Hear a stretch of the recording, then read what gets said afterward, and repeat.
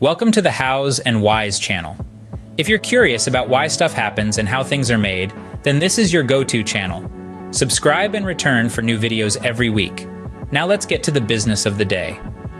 Have you ever wondered how airplanes, these massive metal birds, defy gravity and soar high in the sky?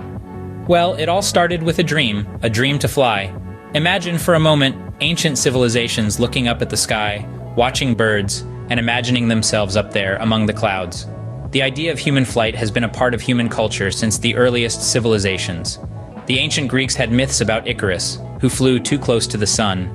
The Chinese in the 4th century BC built large kites that could carry a man into the sky. Leonardo da Vinci, the Italian polymath, sketched designs for a flying machine in the 15th century, but it remained on paper. Fast forward to the late 19th century, when inventors around the world were making serious attempts at powered flight. There were many failures, but each one brought valuable lessons. Key innovations started to emerge, like the concept of lift, the understanding of aerodynamics, the development of lightweight but strong materials, and the invention of the internal combustion engine. Among these inventors were two brothers from Ohio, Wilbur and Orville Wright. They owned a bicycle shop and were fascinated by the idea of flight. The Wright brothers didn't just build an airplane, they studied the problem of flight, conducted experiments, and gathered data. They built a wind tunnel to test airfoil shapes, and they developed a 3-axis control system that allowed the pilot to steer the aircraft and maintain its equilibrium. This was the real breakthrough. On a cold December day in 1903, in Kitty Hawk, North Carolina, the Wright brothers made their first successful flight. The aircraft, named the Flyer, was a biplane with a wingspan of 40 feet 4 inches. It was powered by a 12-horsepower engine that the brothers had built themselves. The first flight lasted just 12 seconds and covered 120 feet, but it changed the world. The Wright brothers' first flight marked the beginning of a new era, but getting these machines to fly was not an easy task. Behind every successful invention lies a trail of failed attempts and disappointments. In the pursuit of flight, this statement rings particularly true. The road to the sky was paved with determination, resilience, and a healthy dose of failure. Before the Wright brothers' triumph, there were numerous attempts to conquer the skies, each one a testament to the spirit of innovation and the relentless pursuit of knowledge. Let's take a step back in time, to the days when flight was but a dream. One of the earliest recorded attempts was by a man named Abbas ibn Firnas in the 9th century. He designed a suit of silk and feathers, aiming to mimic the birds. Despite his brave leap from a cliff, his design lacked the crucial element of control, leading to a rather rough landing. Fast forward to the 16th century, when Leonardo da Vinci, driven by his fascination with birds, sketched a plethora of flying machines. His designs, like the ornithopter, were revolutionary, but the technology of his time couldn't bring them to life. Then came the age of balloons and airships in the 18th century. While they achieved liftoff, they lacked direction and control, swaying to the whims of the wind.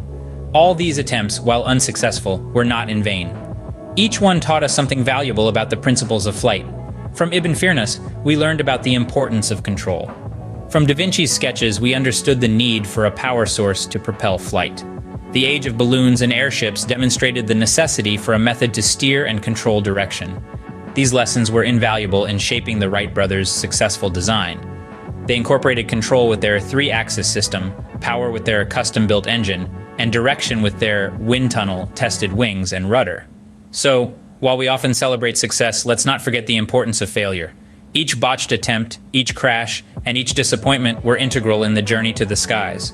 They were not setbacks, but stepping stones, paving the way to our understanding of flight. Each failure was a stepping stone to success, bringing us closer to understanding the secret of flight. Now that we know about the birth and evolution of airplanes, let's delve into the science that makes an airplane fly. You see, an airplane in flight is subjected to 4 forces: lift, weight, thrust, and drag. Imagine you're playing with a toy airplane.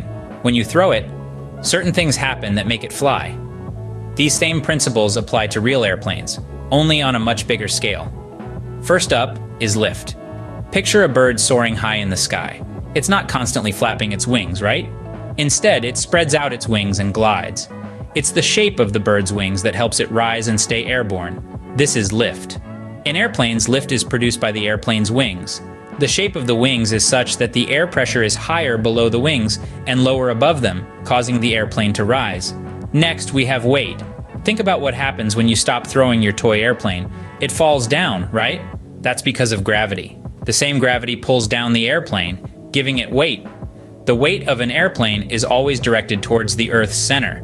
Now let's talk about thrust. This is what propels the airplane forward. Think about riding your bicycle. The harder you pedal, the faster you go. That's because you're generating more thrust. In an airplane, engines provide the thrust needed to move it forward against the air resistance. Speaking of resistance, that brings us to the last force, drag. Imagine running with a kite. The pull you feel against the kite string is similar to drag. It's the resistance an airplane experiences when moving through the air. The engines work to overcome this resistance. So, how do all these forces work together? Well, for an airplane to take off, the thrust must be greater than the drag, and the lift must be greater than the weight. Once in the air, to maintain a steady flight, the lift and weight must balance each other, as must the thrust and drag. When landing, the airplane slows down, reducing the lift and allowing the weight to bring it safely back to Earth. In the simplest terms, think of it like a seesaw. On one side you have lift and thrust, on the other side you have weight and drag. When these forces are balanced, the seesaw stays level. But when one force is stronger than the other, the seesaw tips. It's the same with an airplane. It's all about maintaining balance. The delicate balance between these four forces allow airplanes to take off, fly, and land safely. And that, in a nutshell, is the magical science of flight. Flying an airplane is one thing, but ensuring it reaches its destination on time is another. Navigating the vast skies is an art, a blend of age-old techniques and cutting-edge technology. It's like a grand orchestra, with each instrument playing its part to create a harmonious symphony of travel. Let's start with the basics. Compasses and maps. These are the time-tested tools of navigation, as old as exploration itself. A compass uses the Earth's magnetic field to point towards the north, giving pilots a reference direction. Maps, on the other hand, provide a bird's-eye view of the terrain below, with airports, landmarks, and other key features marked out. But modern aviation has moved beyond just compasses and maps. Today's pilots have a suite of advanced tools at their disposal, and one of the most important among these is the Global Positioning System, or GPS. Born out of the space age, GPS uses a network of satellites orbiting the Earth to provide real-time location information anywhere in the world. Yet navigation is not just about knowing where you are, it's also about knowing where you're going and how to get there. Pilots plan their route based on a variety of factors, from the location of their destination to the prevailing wind and weather conditions. They plot a course that is both efficient and safe, constantly adjusting their heading and altitude to deal with the ever-changing conditions in the air. And here's the thing, despite all the technology, navigation still requires a human touch. It's the pilot who interprets the data, makes the decisions, and ultimately guides the plane to its destination. It's a delicate dance, a balance of science and intuition, of technology and skill. So the next time you're up in the air, gliding above the clouds, spare a thought for the art of navigation. It's a complex, fascinating process, one that's constantly evolving and improving. Thanks to advancements in technology, pilots can now navigate the skies with precision, ensuring you reach your destination on time. The story of flight is a testament to human ingenuity and perseverance, but the journey is far from over. As we look to the horizon, we see a future filled with promise and potential. Imagine a world where airplanes become more efficient, consuming less fuel and emitting fewer greenhouse gases. A world where the roar of a jet engine is replaced with a whisper, and where the skies are filled with aircraft powered by renewable energy. And let's not forget the possibility of commercial space travel. Picture this: weekend getaways to the moon, or perhaps even a summer vacation on Mars. Sounds like science fiction, right?